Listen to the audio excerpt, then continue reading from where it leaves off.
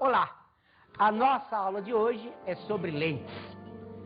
Quando se pensa em lente, lembre-se, o que nós temos aqui são dois dióptros, sendo, no mínimo, um deles curvo. Observe, não podem ser paralelos. Você tem dois tipos básicos de lentes. Aquelas lentes em que o centro é espesso e o bordo é fino, e outras lentes onde o centro é fino e o bordo é espesso. Vamos ouvir uma entrevista a respeito de um assunto vinculado a isso? Uma entrevista sobre prismas. Os prismas eles são feitos geralmente de vidro ou acrílico. O importante no prisma não é o tamanho, e sim a forma no triângulo equilátero dele, ou seja, ter os lados iguais. A luz branca incidindo nessa face vai sofrer uma refração, transladando pelo interior do prisma e saindo nessa outra face, uma nova refração. Nessa segunda face é que vai ocorrer a difração da luz, ou seja, a decomposição nas 7 cores. Por que 7 cores? São as 7 cores do arco-íris, desde aquela que você vê, o vermelho até o violeta. O arco-íris ocorre por quê? Em dias que está para chover ou recém-choveu, a luz branca do sol incide sobre as gotículas que estão na nuvem, suspensão na nuvem. Lá dentro sofre uma refração, no fundo da gota vai ter um reflexo, ela vai refletir e voltar para a própria gota. Quando ela está voltando a segunda vez, vai ocorrer uma nova refração que vai dar as cores do arco-íris. Desde o vermelho até o violeta. Por que desde o vermelho até o violeta? O vermelho tem uma alta frequência, ou seja, uma baixa velocidade, vai refratamento. E o violeta, ao contrário, tem uma alta velocidade e uma baixa frequência. Por isso que são os extremos do arco-íris. Vamos então observar a analogia que nós podemos fazer das lentes com os prismas. Observe, como nós dissemos para vocês, o primeiro tipo de lentes tem centro espesso e bordo fino. Observe, seria como se eu acoplasse dois prismas por suas bases. Olhem o formato aí. O segundo tipo, centro bem fininho e o bordo espesso, seria eu fazer uma associação de dois prismas pelos seus vértices. Então, olha lá, ó, o centro fica fininho e o bordo fica espesso. Observem que agora, se eu pensar em termos de trajeto de luz, observe o que vai acontecer nesse esquema. Eu tenho aqui um feixe divergente. Quando ele passa pelo prisma, ele sai assim. Perceberam? O feixe que era divergente foi transformado num feixe convergente. Então nós chamamos a isso um sistema convergente. Observe que se eu pegasse o segundo tipo, eu teria um feixe aqui convergente. Outra vez, o trajeto do raio no prisma ia mostrar para nós que o feixe emergente é um feixe divergente. Então, nós chamamos a isso o sistema divergente. Perceberam? Então, a ideia básica, depois nós vamos ver umas novidades aí, mas a ideia básica é essa. Essa lente de centro fino e bordo espesso seria aquilo que nós chamaríamos de lente divergente. Cuidado, no final da aula você vai ter uma pequena surpresa. E aquela outra representa basicamente o sistema convergente. Então, vamos ver a representação das lentes. Como é que a gente representa? Para facilitar os nossos desenhos, nós desenhamos as lentes convergentes assim, as lentes divergentes assim. Perceberam? Aqui seria o prisma assim, ó. Apenas nós colocamos o prisma lá em cima, pequenininho, para não atrapalhar o desenho. Aqui, observe, o prisma estaria aqui assim, ó. Então colocamos o prisma pequenininho lá para não atrapalhar o resto do desenho. Mas vocês já imaginaram justamente aquela situação de analogia com prismas. Vamos então ver os principais elementos das lentes. Observe, aqui nós temos sempre uma analogia com espelhos. Então, quando você, algum dia, estudou espelho, você pode jogar o que sabe de espelho para cá, com algumas diferenças. Cuidado, é uma analogia, não é uma igualdade. Então, lembra-se que num espelho existia um centro de curvatura? Aqui eu não posso falar em centro de curvatura. Por quê? Como tem duas faces, elas podem ter curvaturas diferentes, ou eu posso ter uma face, entre aspas, sem curvatura, uma face plana. Então, vamos pensar num elemento parecido com aquele do espelho, mas não é exatamente igual. Vamos falar no centro óptico da lente. Então, o centro óptico da lente representa esse ponto, que é o cruzamento do eixo de simetria da lente com a perpendicular a ela. Observe, aqui, então, esse ponto representa o centro óptico da lente. Observe, um segundo elemento seria o eixo principal. Analogia, como sempre, com a ideia de espelho. Olhem o eixo principal. Ele é perpendicular ao eixo de simetria. Até aí continuamos bem semelhantes. O que era o eixo secundário num espelho qualquer, curvo, côncavo ou convexo? O espelho curvo, côncavo ou convexo tinha um eixo secundário que era qualquer reta que passasse pelo centro de curvatura. O que é o eixo secundário aqui? O eixo secundário aqui vai representar qualquer reta que passe pelo centro óptico. Nós deixamos aqui no pontilhado o eixo principal para que você veja. Observe, aqui está o eixo secundário. Qualquer reta que passe pelo centro óptico da lente. Observe, focos principais e distância focal. Aqui vamos parar para pensar, porque o negócio começa a ficar perigoso. Enquanto que em espelho você só trabalha de um lado, isto é, o espelho tem uma frente e o fundos, aqui, para nós, existem os dois lados. Uma lente é igual de um lado ou de outro. Se você pegar com os óculos assim ou virar ao contrário, você não tem diferença nenhuma quanto à lente. Então a lente é igual de um lado e do outro. O que vai acontecer então? Enquanto que lá em espelho você tinha um foco principal, aqui você tem dois. Então observe, eu tenho um foco principal aqui, outro foco principal lá. Para evitar confusão, nós fazemos do lado onde entra a luz, um foco objeto. Do lado onde sai a luz, um foco imagem. Então, cuidado, o foco objeto representa o foco do lado onde entra a luz. O foco imagem representa a mesma situação do lado onde sai a luz. Lembre-se, a distância focal é sempre a distância do foco até o seu sistema óptico. Então, isto daqui é a distância focal. Observe, ela é igual daqui e de lá. Por quê? Porque esses pontos são pontos praticamente correspondentes. Mais uma vez eu digo, lembrem-se, cuidado com o sistema gaussiano. Para nós, o estudo é teórico. Se o estudo é teórico, valem as aproximações de Gauss. Vamos observar a mesma coisa na lente divergente?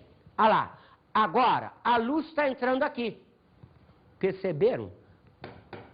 O que aconteceu agora? Lembrem-se, na lente convergente, isso era foco-objeto. Na lente divergente é o foco-imagem. O foco-objeto está do outro lado. Então, a diferença entre elas é que ambas têm os dois focos, um de cada lado, mas para a lente convergente, onde entra a luz, eu chamo de foco-objeto. Para a lente divergente, onde entra a luz, é um foco-imagem. O foco-objeto fica do lado de emergência de luz. continua com a distância focal com a mesma ideia anterior. Vamos observar agora os focos secundários. Também, lembrando sempre aquilo que você já sabe. Se o eixo principal tem foco principal, eixo secundário tem foco secundário. Então, observe no nosso desenho os focos secundários com a mesma ideia anterior. Se a lente é convergente, estou imaginando a luz entrando daqui, então isso é foco-objeto. Então, esse é um foco-objeto-linha. Isto é, este daqui é o foco secundário porque está sobre o eixo secundário. Lá aparece o foco secundário, imagem, sobre o eixo secundário. Também, se a gente imagina o sistema divergente, continua tudo como dantes. Perceberam? Olha lá, ó. Aqui, como a luz está sendo considerada entrando daqui, do lado de cá eu tenho foco-imagem principal e os secundários. Do lado de lá eu tenho foco-objeto principal e secundários. Como vocês estão vendo, a nossa ideia aqui é que agora os dois lados da lente trabalham. Então, cuidado, é analogia, não é igualdade com espelhos. Mas você tem praticamente tudo aquilo de espelho semelhante, não igual aqui. Observe, então, a mesma ideia dos espelhos, os planos focais. O que significa os planos focais? Um plano que contivesse todos os focos. Então, aqui está o plano focal, se a lente é convergente, plano focal objeto, lá o plano focal imagem. Perceberam?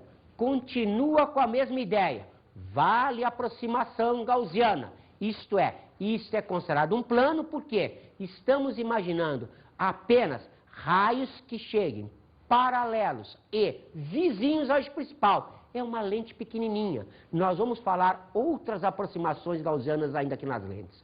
Mas a ideia continua a mesma. Plano focal aqui, plano focal lá. Aqui, plano focal objeto, lá, plano focal imagem para a lente convergente. E se eu tiver uma lente divergente? Continua igual. Olha lá, plano focal, plano focal. Só que agora, como estou considerando a luz entrando daqui, isto é, plano focal imagem, lá, plano focal objeto. Vamos então observar a construção dos raios notáveis. Então, com cuidado, outra vez, lembrando que se sabe de espelhos. No caso de espelhos, o que a gente sabia? A gente sabia que se o raio entra passando pelo centro de curvatura, ele volta sobre si mesmo. Aqui, a semelhança é com o centro óptico. Então, raio que passa pelo centro óptico não sofre nenhum desvio. Isto é, olha lá, ó. Perceberam? Ele passou pelo centro óptico, ele não muda de direção, ele continua com a mesma direção primitiva. Vale para as lentes convergentes, vale para as lentes divergentes. A situação é exatamente a mesma. Vamos ao segundo raio notável. O raio paralelo ao eixo principal. Semelhança. Raio paralelo ao eixo principal no espelho, sai passando pelo foco. Aqui, cuidado, são dois focos. Então, raio entrando, lente convergente, vai sair pelo foco-imagem. O foco-imagem está vinculado à feixe emergente.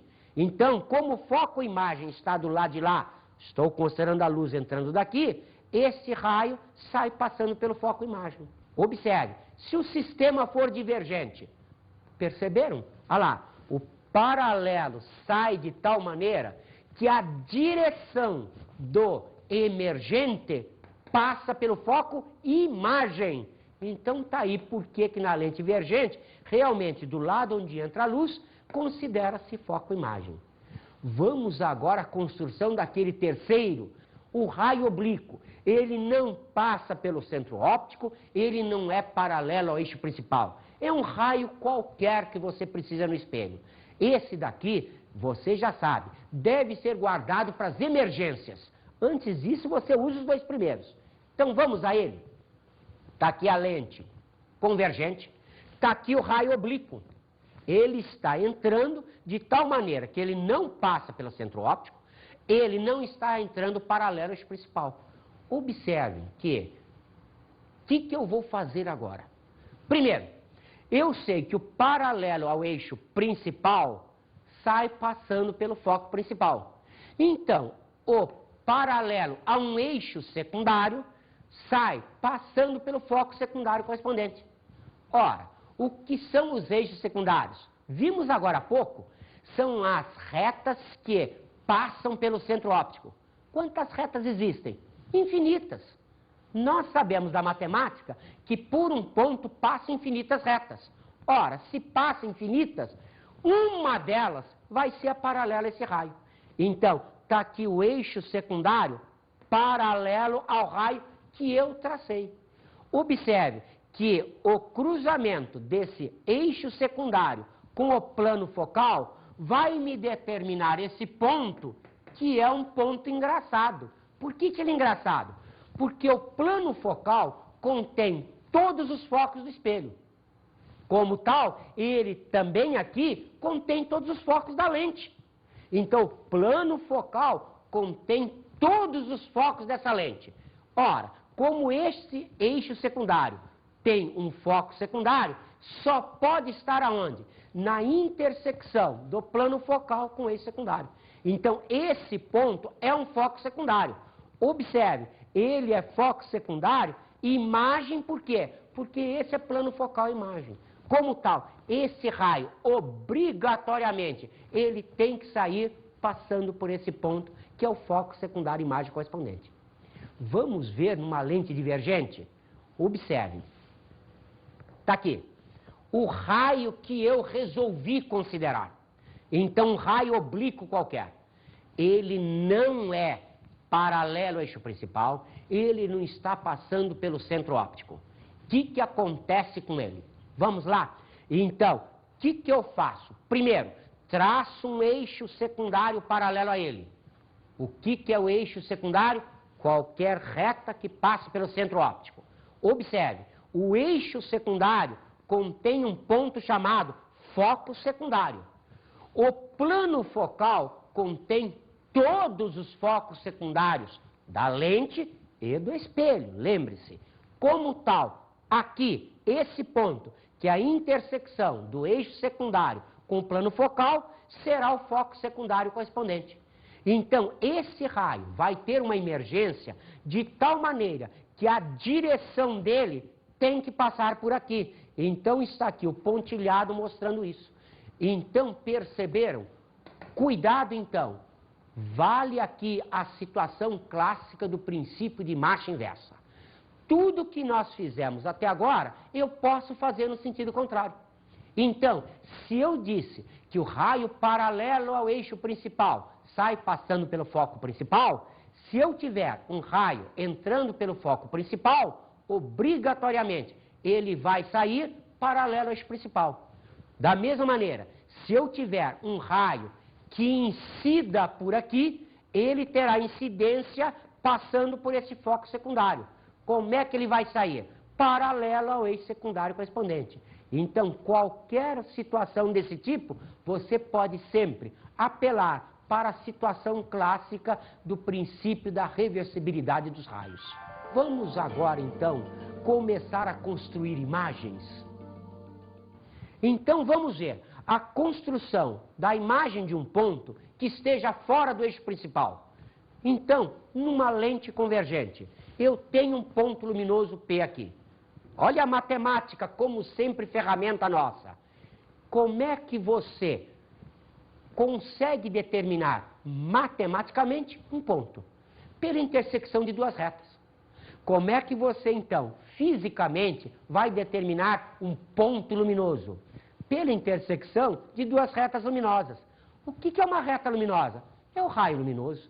Então, para construir a imagem disso daqui, eu vou ter que ter, obrigatoriamente, no mínimo, dois raios. Observe que eu posso até ter mais, mas não precisa. Por quê? Porque o ponto já fica definido em função de dois. Não precisa de mais de dois. Se quiser, pode. Só vai gastar grafite ou tinta de caneta. Mas com dois você já definiu o ponto. Então tá lá, o ponto P é um ponto objeto. Lembra-se por que é ponto objeto?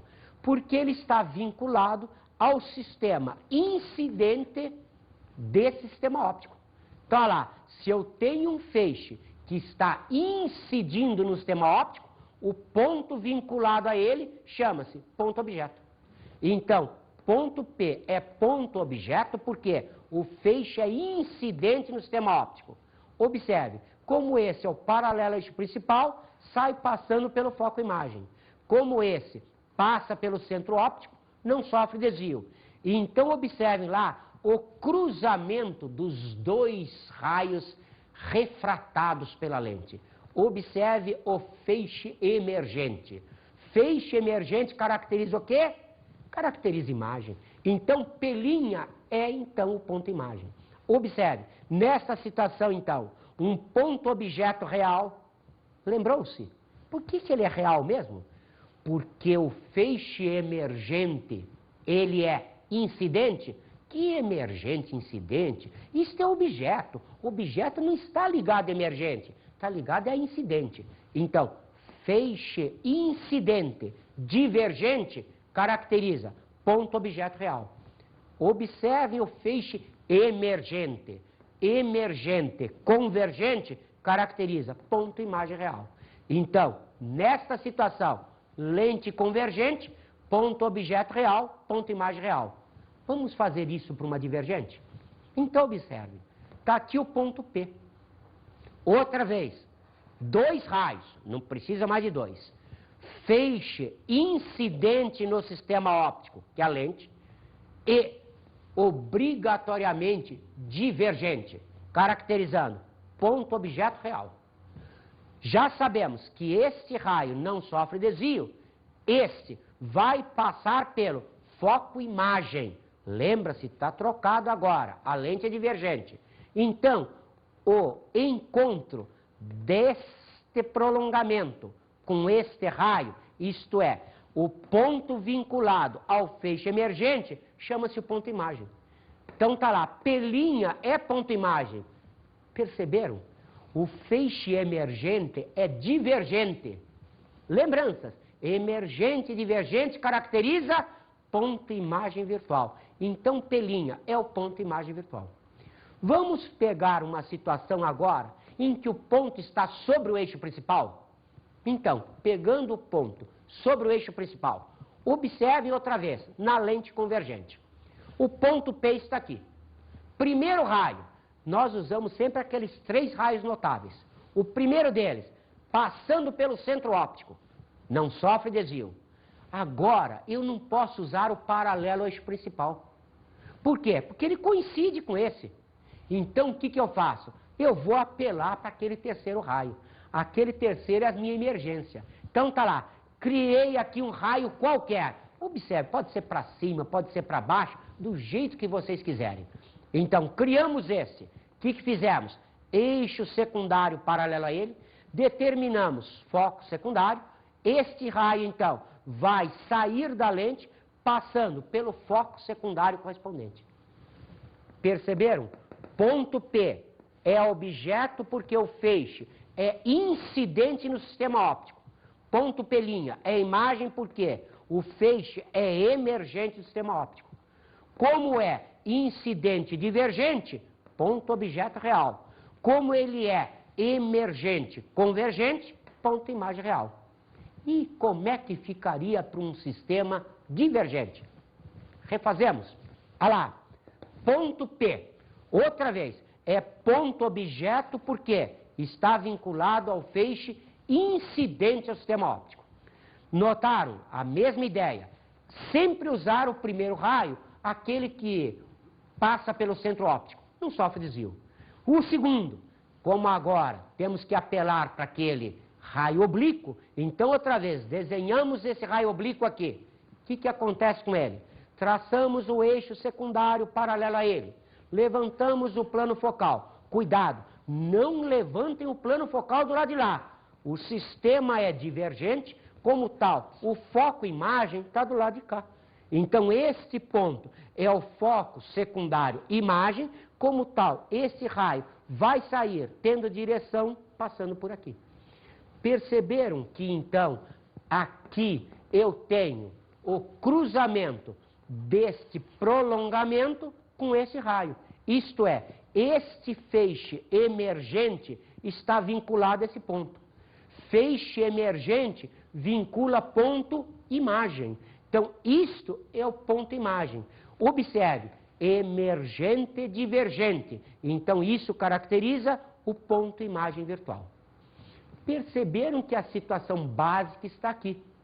Então, ponto sobre o eixo principal me dá a imagem sempre sobre o eixo principal. Ponto fora do eixo principal me dá a imagem fora do eixo principal. Então, o que aconteceria se esse ponto estivesse lá no infinito? Observe, conjugaria um feixe de raios paralelos, como tal, teria-se a imagem aqui no foco. Observe, é uma imagem real porque o feixe emergente é convergente. E se fosse uma lente divergente?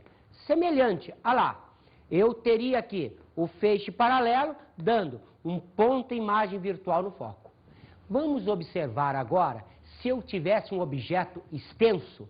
Ora, se eu tiver um objeto extenso, o que eu tenho? Um conjunto de pontos objetos. Então, basta a gente fazer o ponto limite superior e o ponto limite inferior. Nem isso você precisa, já viu?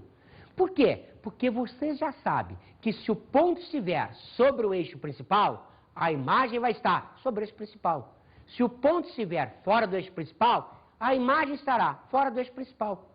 Conclusão óbvia, se a gente pensa numa situação desse tipo, eu não preciso fazer a imagem de A e de B.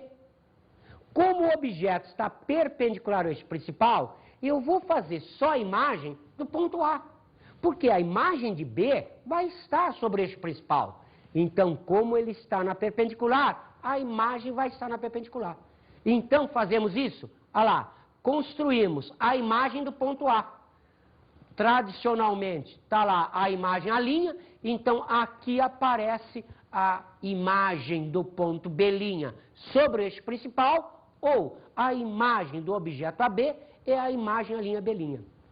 Observe, AB é objeto real, a linha B' é uma imagem real, é invertida em relação ao objeto e é uma imagem menor. Observe, numa lente divergente, o sistema é semelhante. Olha lá, o objeto AB dando aqui a imagem à linha B'. Cuidado, o AB é um objeto real, a linha B' é a imagem virtual, direita e menor.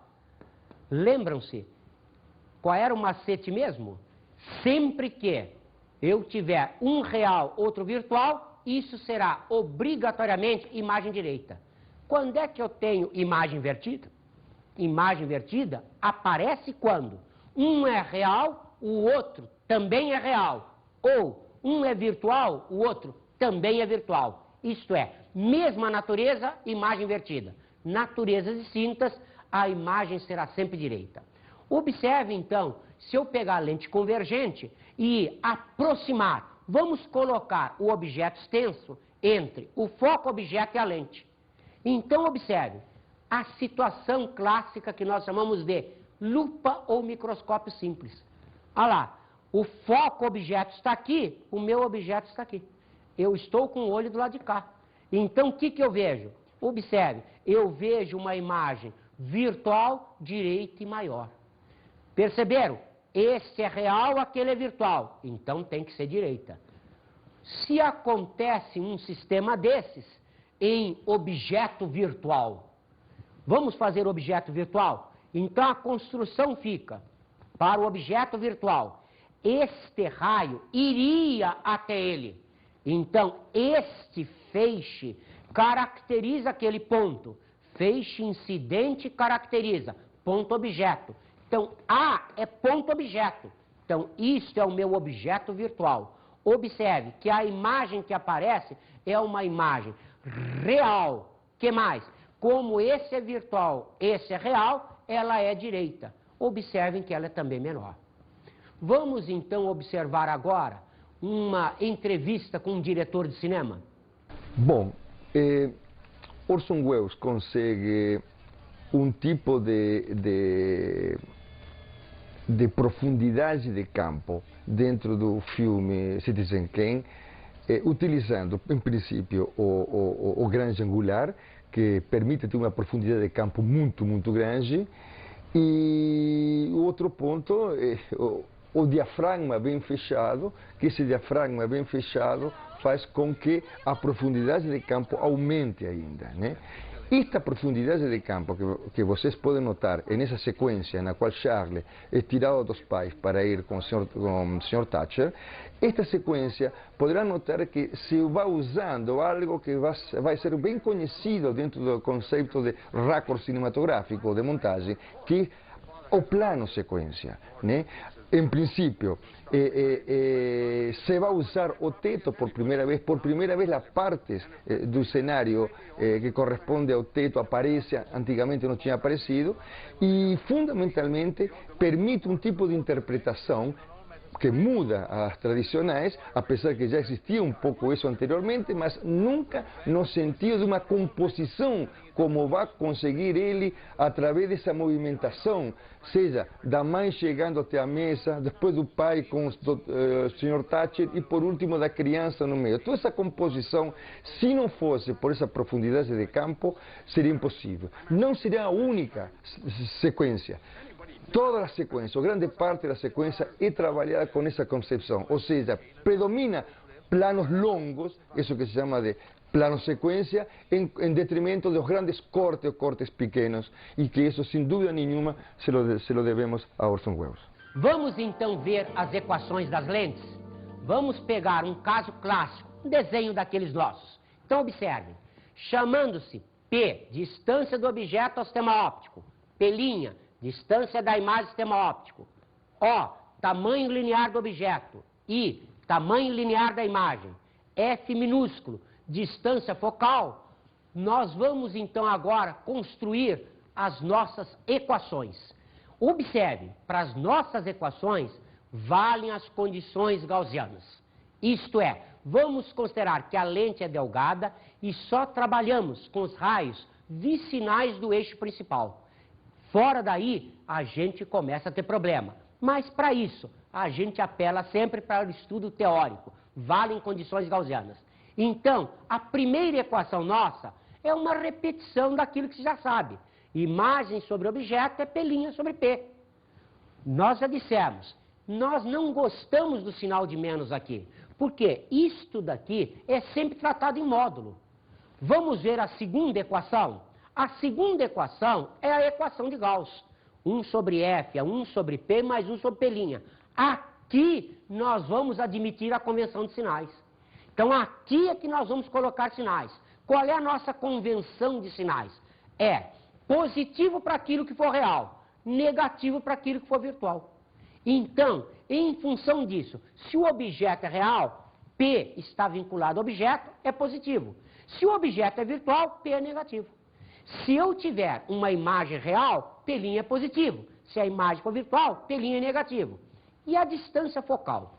Cuidado, a distância focal é considerada positiva se a lente é convergente. Ela é considerada negativa se a lente é divergente. Então, esta situação é que vai me dar sinais. Então, vamos usar sinais nessa equação de Gauss. Observe, então, que aqui nós temos a terceira equação, que é uma novidade para nós. Perceberam que agora eu botei o sinal aqui? Porque para amplificação eu dou uma convenção de sinais. A convenção de sinais para amplificação ela é positiva se a imagem é direita, ela é negativa se a imagem é invertida. Então aqui na amplificação, aí sim eu considero o sinal positivo ou negativo para P e P'. Observe que aqui agora, diferente de espelhos, nós começamos com algumas equações a mais. Então, a equação da vergência. Chamamos vergência ao inverso da distância focal. Essa vergência pode ser positiva, quando o foco é positivo, quando a lente é convergente. Pode ser negativa, quando a lente é divergente. Então, a gente chama de convergência ou divergência. Muita gente fala correntemente Ah, é convergente. E convergente para positivo ou negativo. Também funciona, mas o termo correto seria avergência. Observe que a unidade de divergência no SI será, então, 1 sobre distância focal em metro, unidade SI. Isto daqui chama-se dioptria. Agora está aí o que é aquilo que nos óculos a gente vê. Ah, meu óculos tem 2 graus. Ele não tem 2 graus. Ele tem 2 dioptrias. Essas dioptrias são consideradas positivas para a lente convergente, negativas para a lente divergente.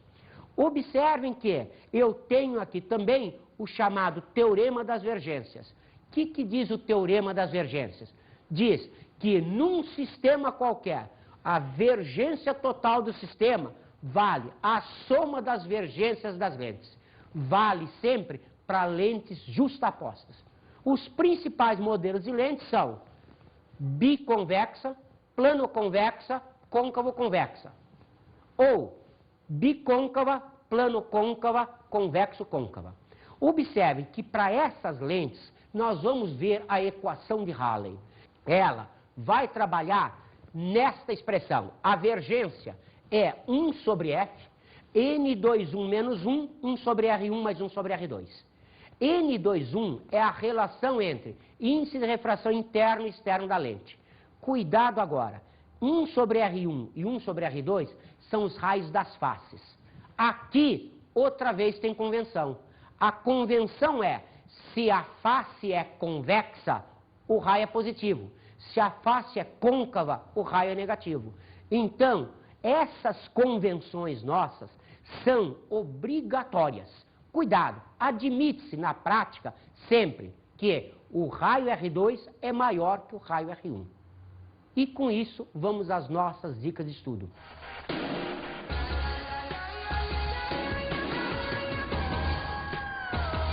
Lembre-se, se você fizer um desenho, você já acerta metade da questão. Por quê? Porque mesmo que você erre nas contas, o desenho vai te mostrar se você está com a resposta fisicamente correta ou não.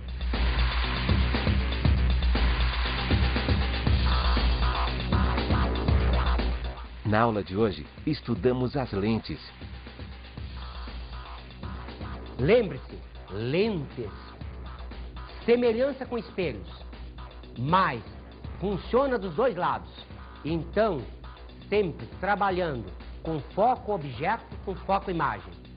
Nos elementos, semelhança com espelho, não há muita dificuldade. Na construção de imagens, também é bastante semelhante a espelhos. Os casos de espelhos valem também para as lentes. Bons estudos!